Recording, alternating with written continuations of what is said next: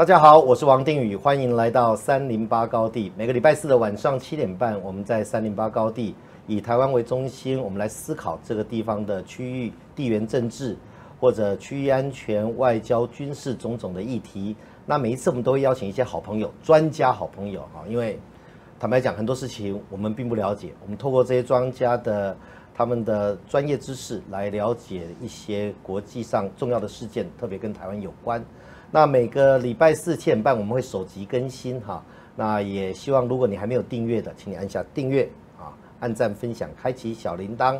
那我每一集节目我都会跟大家报告，我们在308高地所有的 donate， 我们1分1毫都不会去使用它，我们到目前为止通通都留在 YouTube 的账户里面。那 YT 公司他们会抽成，但是剩余的我们全部都放在那里，等到国军弟兄姐妹因为演训或任务发生我们不想看到的事情的时候，我们会全数用在我们自己的国军身上这是我们308高地所有的斗内唯一的用途。至于我们节目制作的费用、制作的成本各方面，我们会自己想办法筹措。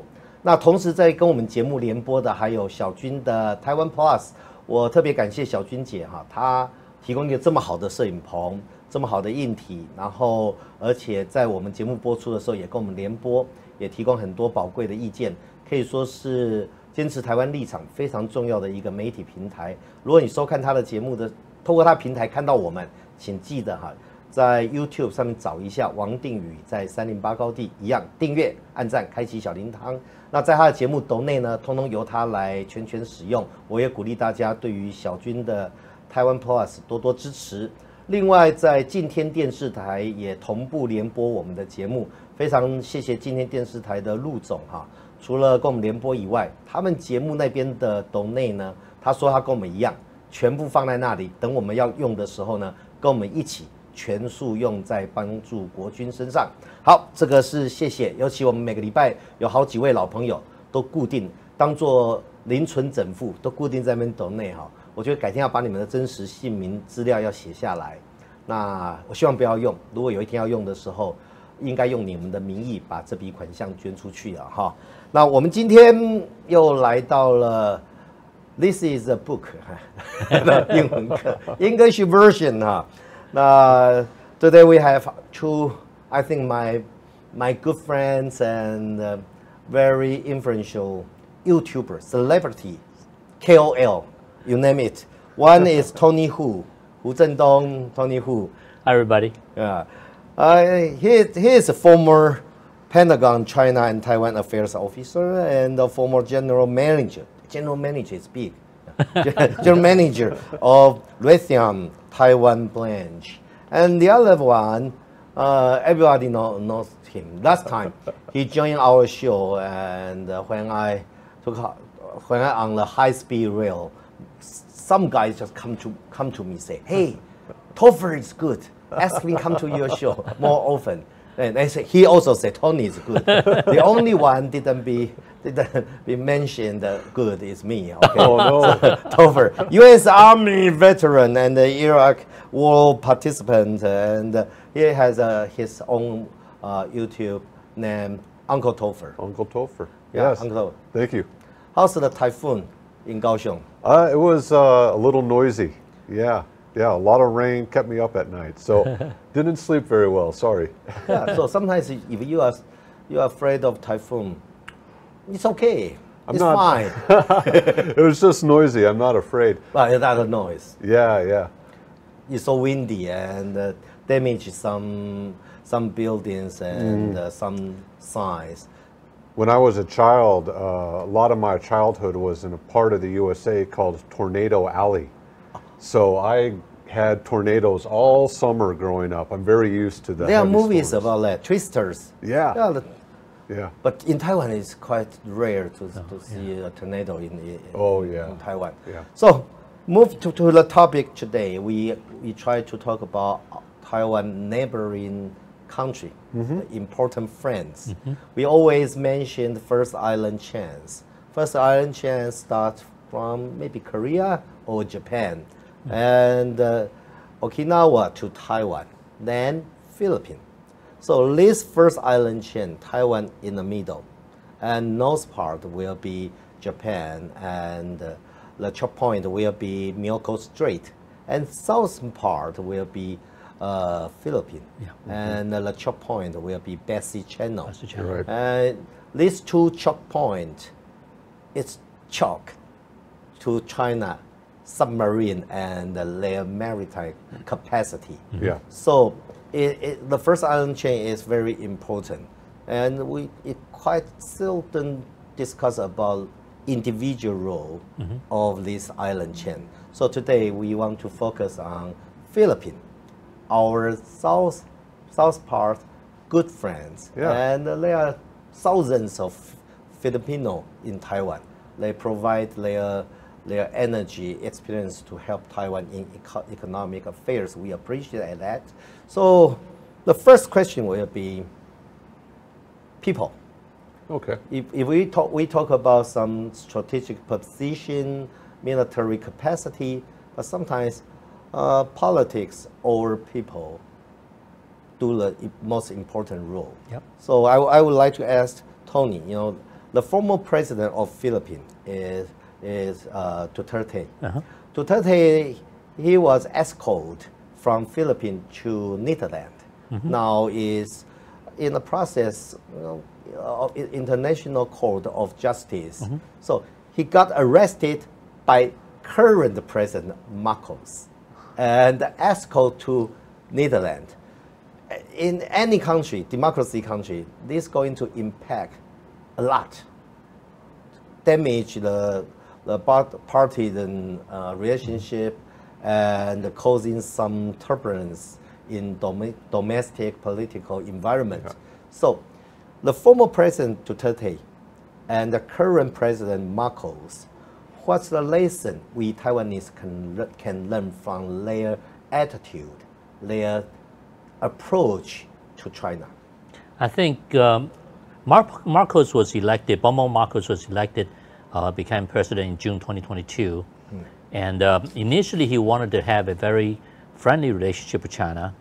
So in January 2023, he took a 200 people delegation to China and met with Xi Jinping. And so China made all these promises, but I think the most important thing that Marcos hoped to accomplish during that trip was come up with some kind of agreement concerning South China Sea. Yeah. So after his tour, he went on TV, he said, I told Xi Jinping 2022 was the first year in Philippines history that Filipinos had to import fish because 90% of Philippines EEZ, exclusive economic zone in the South China Sea, were claimed by China. And Chinese Coast Guard and maritime militia was preventing Filipino fishermen from catching fish. So this was a very important issue for Marcos. However, apparently Xi Jinping told him, you have to respect China's historical claim of South China Sea, and you need to respect my claim just like Duterte did.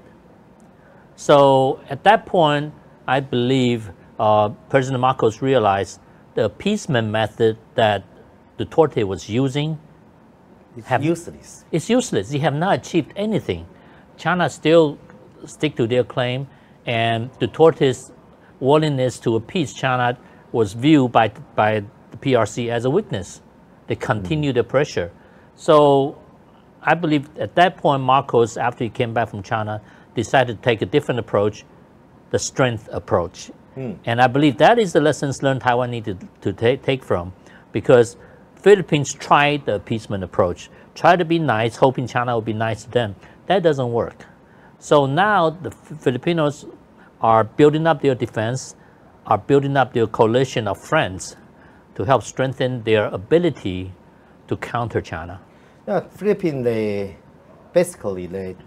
have done two things. First, establish their own capacity, strengthen themselves to deter those coercion from China. Right. Second, Philippines, they decide to join an international security network. Philippines, they participate in 2+2 meeting with Japan, with United States, and they participate in so many military exercises with United States led the allies. So the story show with us remind Taiwanese people, in China, they think their historical claim without any base of international regulation. They don't respect any kind of international law, but just want to fulfill their own historical claim. Even that claim damage Philippines' daily life. A sea surrounded country, Philippines, and need to import fish. It's ridiculous. It's ridiculous. Yeah, ridiculous. So, because the Marcos, when he was just elected as the president of Philippines, people think he pro-China. He pro-China, and even in Taiwan, we think he won't choose quite different paths in this region. Maybe just follow the path of Duterte. But the story is shared. A president is supposed to serve his own country, to look after the interest of his own people. Right. When Philippines territory water, or EEZ, economic waters, got bullied by China in many kinds of ways. 2 weeks ago, China just sent 50 militia, coast guards to enter Philippines territory, economic waters, and harass their fishermen and get Philippine Coast Guard away from their own water. So Marcos chose the correct way, strengthen their own capacity to defend their own interest and to make friends with those democracies. And what's the effect of this new strategy taken by Marcos? I noticed even Japan delivered 6 retired destroyers to Philippines. So when Marcos choose this way, play hardball with China's bully, what's the outcome and the effect you think? I think this is another lesson learned. When you stand up for yourself, other people will come join you because people see a common threat.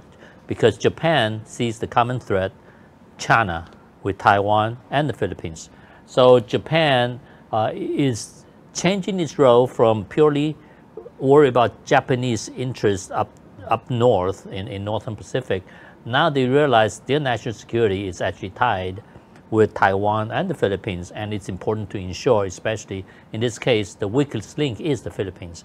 If China was able to succeed in pressuring Philippines and cause Filipinos to acquiesce, then China will get the idea they can pressure other countries to give up. Agreed. So it's important. None of the ones on the first island chain ever acquiesced to China. So right now, Japanese helping to strengthen Philippines, and Filipinos themselves are also doing well because, for example, this year's Balikatan exercise, the U.S. sent troops, the Japanese sent some troops, and Australia sent some troops, and 13 countries sent observers, including 4 European NATO countries. The NATO country and the Canadian. Canadians and Germany and French, they were all there watching. So this is a way to build your national power, external power. You build your internal power. Like right now, Filipinos are buying fighter jets from the Koreans, and they bought long-range anti-ship missiles from the Indians. They are thinking about buying submarines, and they're getting the 5 destroyers. F-16.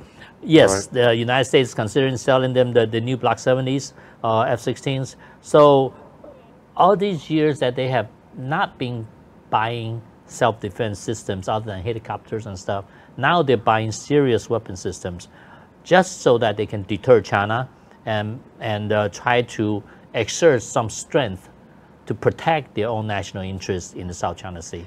China always say, oh, you try to protect yourself. You try to procure F-16. You try to join those military exercises led by United States. You are the troublemaker. They always say that. Exactly. But if you behave just like China, what China wants, obedience to China's request, sacrifice your territory water, your fishermen cannot fish, and 90% of your EEZ waters claimed by China and in illegal way. Right. Yeah. That kind of peace is not peace. It's kind of peace. surrender. It's a surrender. Yeah. So what's Topher's opinion? Well, I think Marcos is pretty smart here. He's had 6 years of betrayal and broken trust under Duterte in the relationship with China. China said that they're not going to militarize any of their islands in the South China Sea. That was a lie. China said that they were going to pledge, I think it was $24 billion to Philippines. Almost $5 billion actually arrived. So that was a lie. Yeah. Right. It's constant betrayal. I think what we say in English, Marcos saw the writing on the wall. He saw how the Belt and Road Initiative failed in many other countries, Sri Lanka. I mean, we could go on and on. Yeah, we are here not try to get involved domestic issue of Philippines, but we just observe and learn something from two different type of strategy. And Duterte's strategy try to be a good friend of Xi Jinping, and it doesn't work. It doesn't work. It costs them the it's not Duterte's fault. It's Xi Jinping's choice. Somebody behave himself and like your good buddy, and you take advantage of that. Right. That's Xi Jinping's fault. It's not Duterte's fault. And Marcos originally chose the same way to manage the relationship with China. However, he figured out it doesn't work. And he's had no problem, Marcos has had no problem finding friends in other places. Yeah. Japan's lended assistance, more assistance from the U.S. And the U.S. and Philippines have a very long relationship. Used to be an American territory. Yeah. But more assistance and cooperation with the U.S. than almost ever before. And not only Japan, U.S., and Australia, but also players like Vietnam, India, willing to aid the Philippines to modernize their military so that they can stand up to China's aggression and bullying in their own economic zone, their own waters. Yeah, in politics is the choice this country made. Yeah. Because Philippines joined the democracy allies. And look at the map. All the island country, Taiwan, Japan, Philippines, and all the way to Malacca Strait, to the India Ocean. All these countries joined the democracy allies, and this ally majorly led by United States. And these islands looks like diamonds on the water. all the transportation line need to penetrate these islands. Yeah. So whoever control this territory, whoever control the crucial, critical transportation line to China, to Japan, to Taiwan. So how to maintain the relationship here, it's very important. And to China, how to control this area. They are not trying to make friends with this area. No, they not try at all. to control this area. Yeah. They try, and they think that's their crucial, vital line. And if they cannot control this area, they have an option plan, backup plan, Belt Road. Belt Road is an energy supply and a plan for China. So let's move to the strategic position. I know Tony used to serve in, you have work in Philippines, right? Yeah, I spent 4 years there. 4 years there, and the Topher no. No, I've never been to the Philippines. It's hot and humid, like Kaohsiung. Many typhoons too. And they have typhoon too. So Tony used to serve in Philippines for 4 years, and for the past couple months, there is a new term named as Quad, Squad. As Quad. Quad we know is a four-country alliance, four countries, Japan, United States, Australia, and India. And the Philippines want to be part of this Quad named as Quad, Squad. And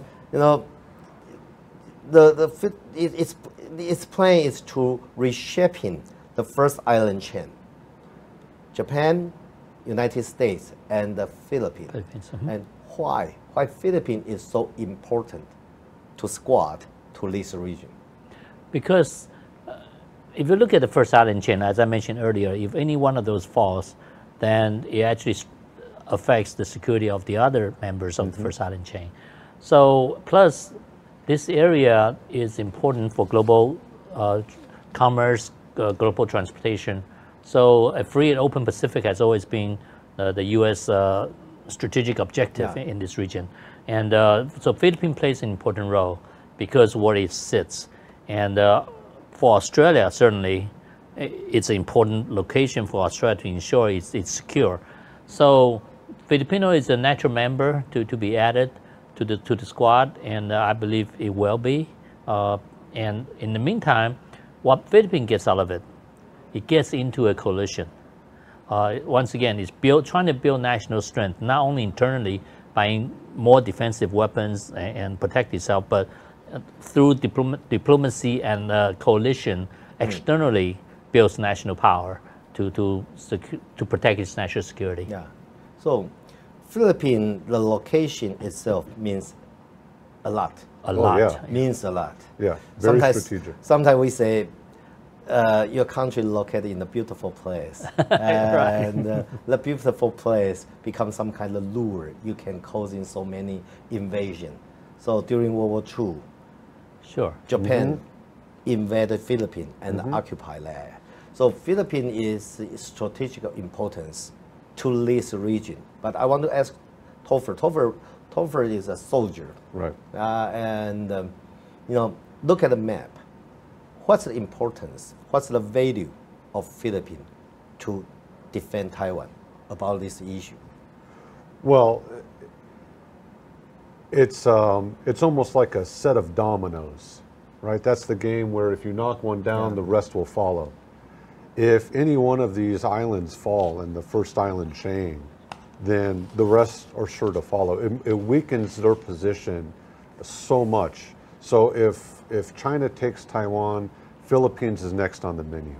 If China takes Philippines, Taiwan is next on the menu, or Indonesia, right? So it's one of those, there's an old phrase from the US, we all hang together or we all hang, we all hang together or we all hang separately. Sorry. But it's basically the importance of sticking together as a coalition is crucial. It's all the interests aligned for all the nations in the first island chain. And that's only because of China's recent extremely aggressive wolf warrior diplomacy. It's bullying all across. When we talk about island chains, sometimes it's like a circle connect with the other circle. Right. But we live here. We realize it's not one after one. It's all at the same scenario. Yeah. Something happened to Philippines, you cannot skip Taiwan. No. Something happened in Taiwan, you cannot skip Philippines. Okinawa also. Yeah, certainly. exactly. Yeah. Well, especially there's so much trade that goes through that area, goes through the Taiwan Strait, through the South China Sea or West Philippine Sea, whatever we want to call it. But it's such an economically important area for the entire world that any sort of conflict that is happening in this region would affect the world economy, not just the Philippines. It's not an isolated incident. Yeah. But in this region, I want to share my feelings to my Philippine friends. We have so many Philippine friends in Taiwan and also in back home in Philippines. It's not a chain reaction. Oh, you attack Taiwan, then Philippines will be the next one. Or if you attack Taiwan, you need to attack Okinawa first. No, it's not a scenario like that. If you attack Taiwan, it going to influence Philippines at the same time. Oh yeah. Yeah, look at map, the Basi Channel. if China launch a full-scale invasion toward Taiwan, he need to take care of Luzon Island because he don't want to get any ambushed from that side. And Okinawa. Yeah, and Okinawa the same. So, Philippine President Marcos said, like Abe, if something happened to Taiwan, how can Philippines escape from that? Yeah. We are bound together. We are an island. We are connected by waters. So, I want to ask Tony, the strategic importance of Philippines to Taiwan. We know Basic Channel. Basic Channel is a major exit for China submarines because behind the first island chain, the water is so shallow. Yeah. It's not suitable for submarines movement. So if China want to project their submarine capacity to West Pacific or go into Strait, Seattle, Los Angeles, it need to penetrate Basic Channel. Those part will be miracle. So Philippines is the place China need to put into control. Otherwise, he won't feel comfortable to launch any kind of invasion toward Taiwan or toward any country. So, in your perspective view, the importance of Philippines to Taiwan, how should Taiwanese see that? It is critically important because if you look at the Chinese, if China wants to attack Taiwan, they need to use the Southern Fleet and the Northern Fleet. Northern Fleet, there are other islands that take care of it. But Southern Fleet, the headquarters of the Southern Fleet is in Hainan Island. That is the home port of the Shandong Aircraft Carrier Strike Group. Their submarine. And their submarine, huge submarine base there. So the Bashi Channel, Batanes, and Basco Island in the middle of the Batanes, the Bashi Channel, are critical, and that's where we deploy during Balikatang exercises. So from there, and the northern bases that the Philippines just opened up to us, the naval base up north, and the army base, and also the airfield up north of Philippines, they are critical for the defense of Taiwan because from those locations, we can basically choke off the Southern Fleet. And when you talk about China trying to implement anti-access area denial, in fact, using northern Philippines and Bashi Channel, we can deny the Chinese forces from going into the Philippine Seas and also the Pacific Ocean, also cause them to remain in an area where it's easier to kill. Because if you look at the Typhoon system, okay, the SM-6, the Tomahawks, and also the new Nemesis with the naval strike missiles, we can basically trap the Southern Fleet in that area. As they approach Taiwan from the south, they can be killed. Okay, so also, it's not a big secret that we have listening device listening to Chinese submarines. The water drone. Yeah, so as they cross those choke points, they get tagged and they become hunted. And so there are many things that Philippines' role help to make Taiwan more secure because the ability of U.S. forces to be deployed. And the most important thing is, right now, even as we speak, there are massive war reserve material being stored in Fort de la Cruz, one of the bases, the army base that's open. Its location up north is the naval base, and to the west is the Air Force base that they just opened up under the new Enhanced Defense Agreement. So these are the locations. The new Enhanced Agreement actually opened up 4 bases. 3 of them are in northern Luzon. The primary purpose is to only help 400 Taiwan. kilometers away from Kaohsiung. Yeah. Yeah. So the way that we can deploy fighters there, and we can deploy ships there, and the resupply point, both for fuel, food, armament, up north in northern Luzon, and all that war reserve material that's already there, it enhances the overall ability to first deter China, and if not defeat China. So Philippines' role is very, very important for both defense of Philippines, obviously, and of course for the defense of Taiwan. Yeah. So Topher, Tony mentioned that if you were a commander of PLA, you try to launch an invasion toward Taiwan. Do you need to take care of Philippines first? If you launch a South Fleet and sailing away from Hainan Island towards Kaohsiung Harbor, you need to worry about those deployment in Luzon Island. Absolutely. The Typhoon missile system, it's a mobile system. It's on a truck. So it's hard to pinpoint exactly where it is. So trying to destroy it in like an initial strike, a surprise strike, that's going to be very hard. Additionally, it fires a couple different missiles, but the Tomahawks that can be fired from there, they can reach the Chinese coast. Yeah, they're very easy. long range. It covers the entire Taiwan Strait. I just said it's 400 kilometers away from Kaohsiung Harbor.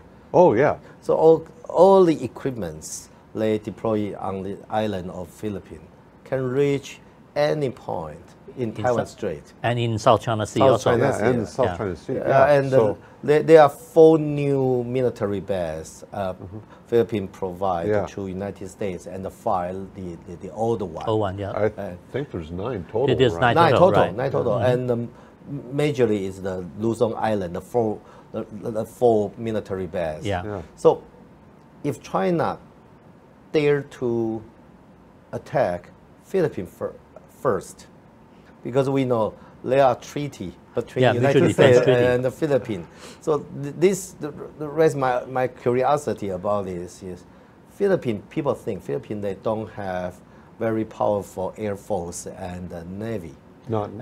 Their army are experienced because they have some civil war inside of their own country. So they don't have navy, they don't have capable air force.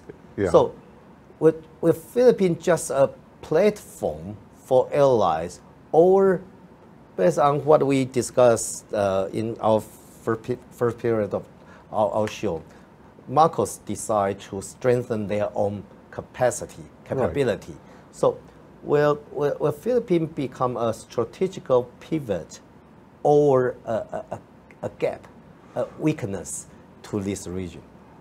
I really feel that it's an asset. Now, they are modernizing their military, so they're getting stronger. Every month they're getting stronger. But just allowing the stockpiling and providing the service and the support that's needed, that's a huge benefit. The warfighter needs a long chain of supply and support in order to do their job. So anything that the Philippines can provide is helpful, is an aid. Now, going to your question about doing, like China's doing a surprise strike on the Philippines, well, they might be able to pull something like that off, but they would expect immediate retaliation from Okinawa and Guam, maybe even Taiwan, maybe even Japan. Yeah, you know, there's no good scenario for China.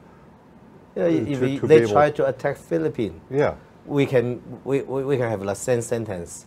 If something happened to Philippines, Taiwan cannot be a stranger on this. So, if China plan to hit military base in Philippines, it's quite difficult. It would be a massive mistake because United States, because of the Mutual Defense Treaty, then United States is all in. There's no mistake. United States is all in. So that would be a massive mistake. If they try to attack Taiwan, they'll try to make it look like Taiwan started and make United States probably think about it. You know, they might be able to do a little bit of that play. But if they attack Philippines or U.S. bases in the Philippines, game's over. U.S. is all in, and our B-2's coming. You serve in Philippines for 4 years. Yeah. How about their air defense and their military capacity? I mean, United States deploy on this island. So when I was there, we still had Clark Air Base at Subic Bay, and that's how long ago. I'm very old. But right now... A secret. Does Clark Air Force Base functional now? It's functional, and there's almost continuous U.S. forces presence there.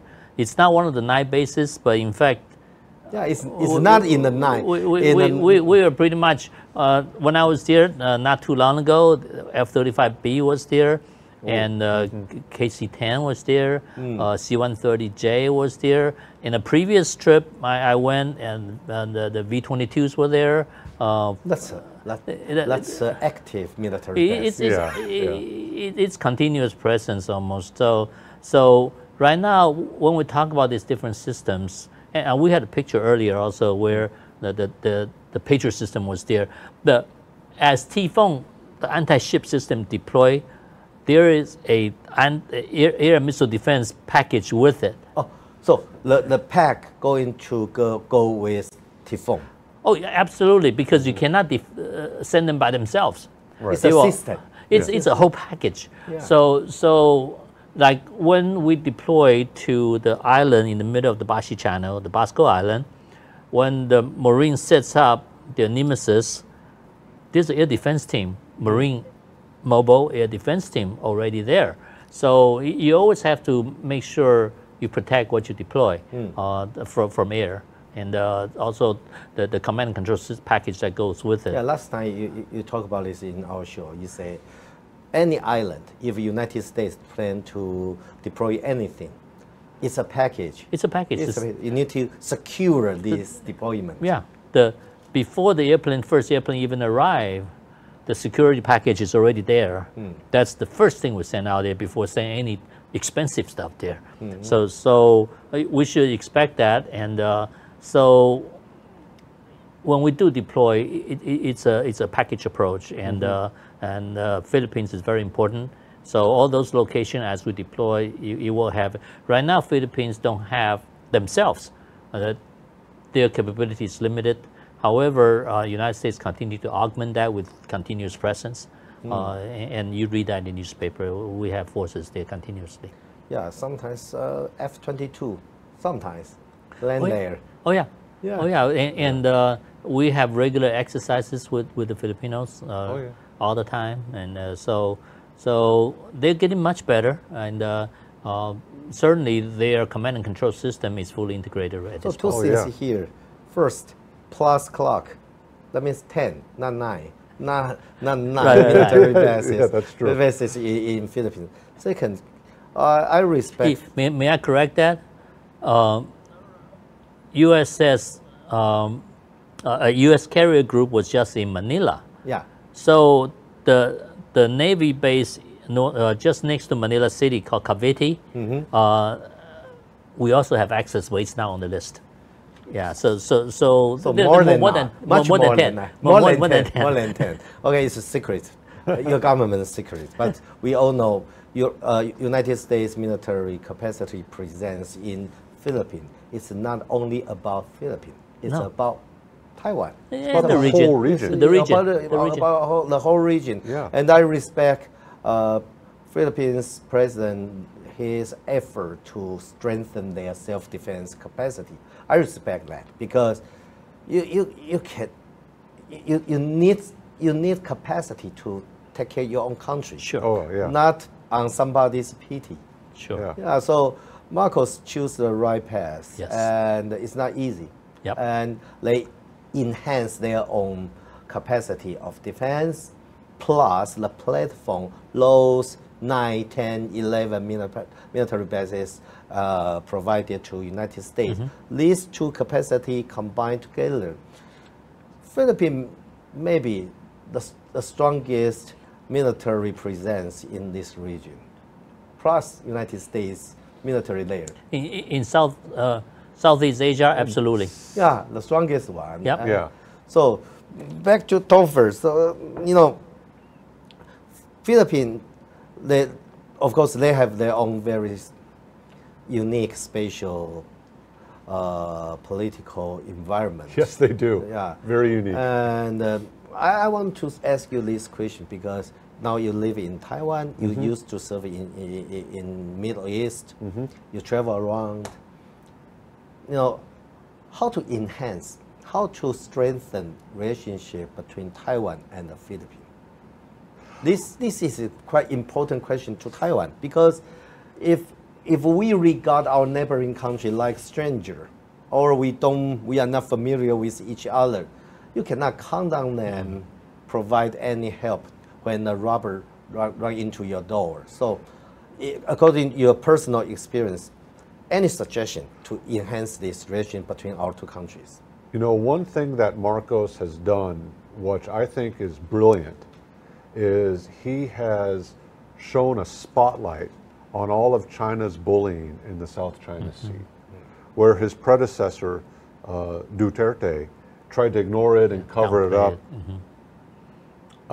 Marcos has done the opposite. And he's shown the world, look what China is doing. Look what they're doing to our fishermen. Look how they're harassing our people. And the world has noticed, like, oh my God, China's such a huge bully. You know, a lot of people, they're living their own lives.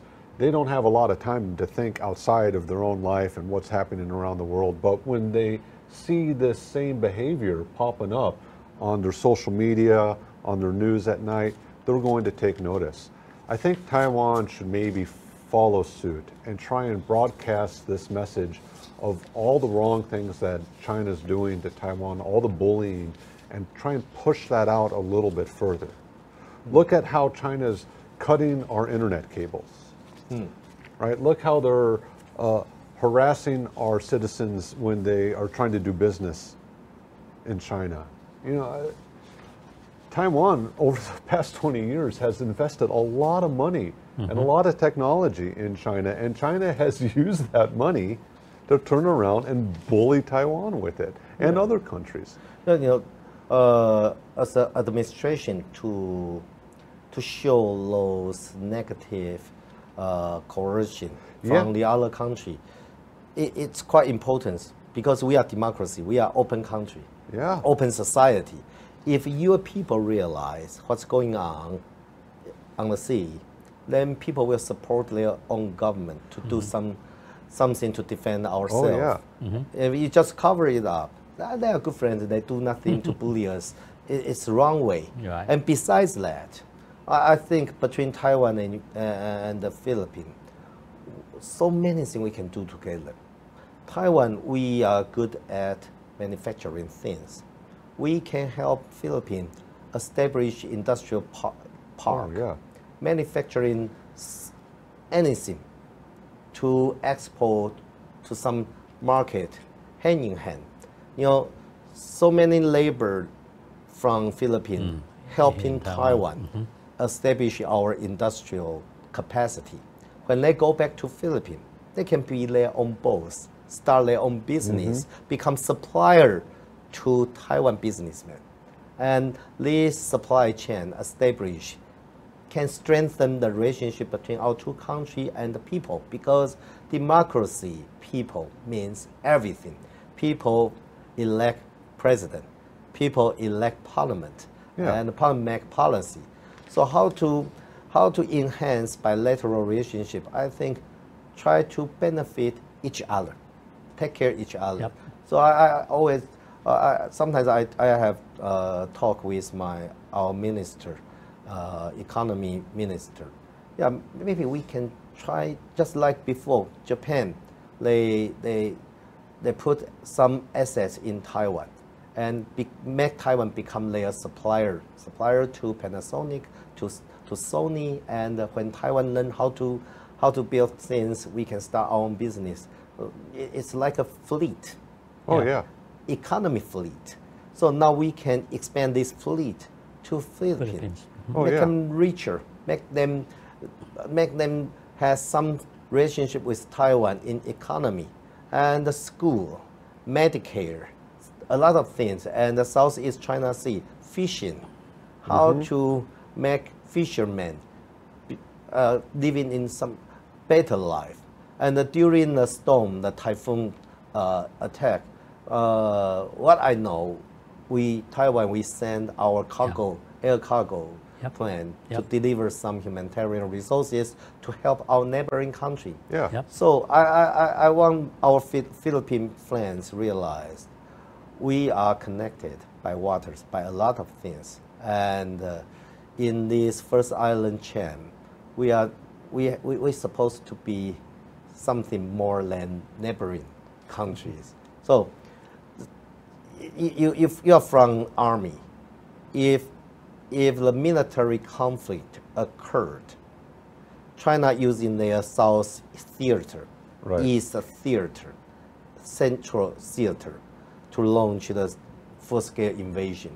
Hainan Island, Santou, Guangdong Province, those military sites going to launch their invasion fleet or aircraft.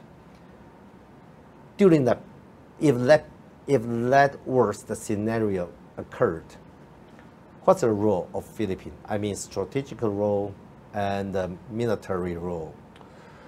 Well, it's very important for them initially to help with what we call ISR, right? Intelligence, surveillance, and reconnaissance, and sharing that intelligence and that information across their allies and their friends in the region. And like we said before, providing any service and support that they possibly can to U.S. forces within the region.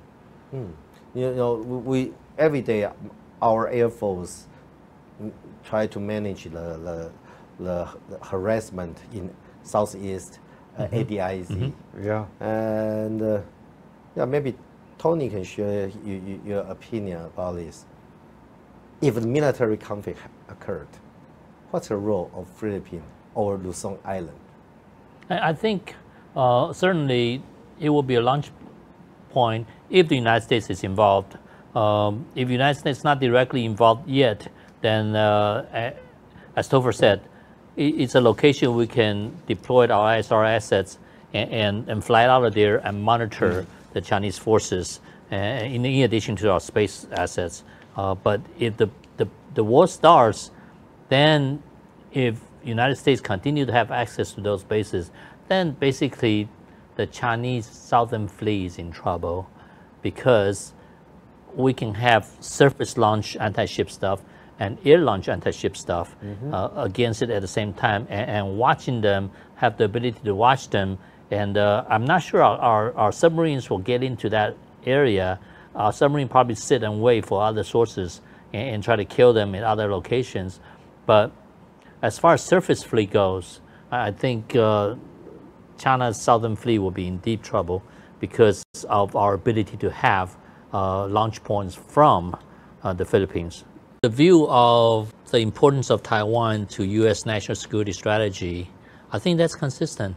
I mean, I was basically 27 years in the military and additional 7 or more years as a civilian, and went through all these different changes of presidents, Republicans, Democrats. I don't believe at any time that the policy toward Taiwan has actually changed. The defense of Taiwan is not only crucial to it's especially crucial to the U.S., but it's crucial to the entire world. If Taiwan falls to the Chinese, then the entire world's economy and technology is severely hindered, set back decades. Yeah. And like Tony was talking about, people will lose trust in the U.S. The long-term effect to that is, and this might get to like economic theory, but the U.S. could potentially lose the dollar as the reserve currency if it fails to protect Taiwan.